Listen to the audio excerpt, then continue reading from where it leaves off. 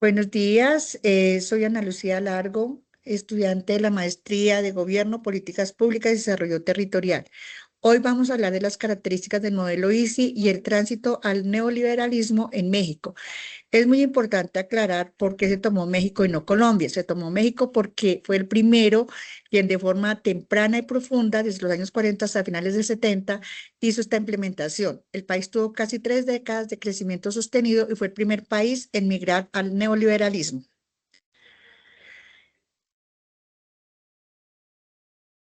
Este modelo, el modelo ICI, comprende la industrialización por sustitución de importaciones, lo que implicaba construir una base industrial propia, implementando políticas de protección arancelaria, donde el Estado no solo regulaba, sino que también creaba y administraba directamente empresas productivas en sectores estratégicos de la economía.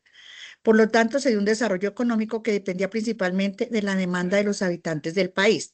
En este podemos ver el crecimiento con protección arancelaria, el Estado como empresario, porque fue el que adquirió la empresa pública pues, de petróleos en México, electricidad y telecomunicaciones.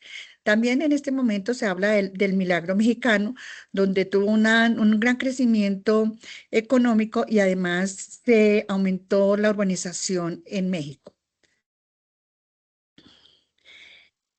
Se dio una crisis en los años 70 y 80.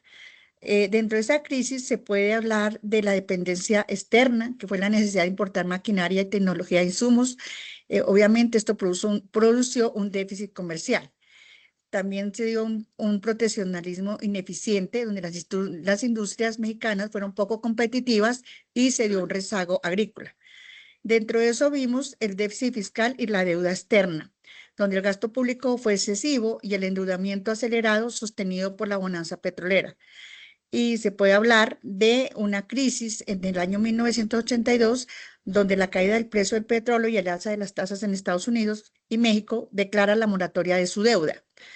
Eso tuvo un gran impacto social. La inflación fue bastante alta, se aumentó el desempleo, se dio la desigualdad y pérdida de la legitimidad del modelo estatal. ¿Cómo se dio ese tránsito al neoliberalismo entre 1982 y 1994? Se dieron privatizaciones masivas de empresas estatales y se dio una apertura al capital extranjero. También hubo una apertura comercial, firmando tratados de libre comercio en el año 1994 con Canadá, Estados Unidos y México. Se redujo el gasto social, se dio una reducción de subsidios y un gasto público. Eso tuvo unos impactos sociales de desigualdad, desempleo, migración y crisis rural, y el Estado tuvo un nuevo rol de empresario a facilitador del libre mercado. ¿Cuáles fueron las consecuencias? Se dieron unas consecuencias económicas donde el crecimiento fue desigual, una concentración de la riqueza y una gran dependencia de Estados Unidos. Dentro de la dependencia social hubo un aumento de la pobreza, precarización laboral, migración masiva y debilitamiento del campo. Dentro de las políticas hubo pérdida de legitimidad del Estado, subordinación del Fondo Monetario Internacional, del Banco Mundial y consolidación de un modelo orientado al mercado.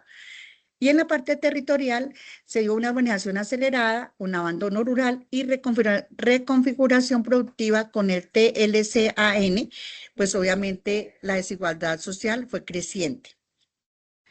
Tenemos unas conclusiones. Considero que el modelo ICI en México tuvo un papel importante para impulsar la industria nacional, pero dejó una gran dependencia externa y no logró integrar de manera justa al campo y a los actores populares. Se dio una crisis en el año 1982 que fue un punto de quiebre inevitable, pues el país no podía sostener más el gasto público ni la deuda externa.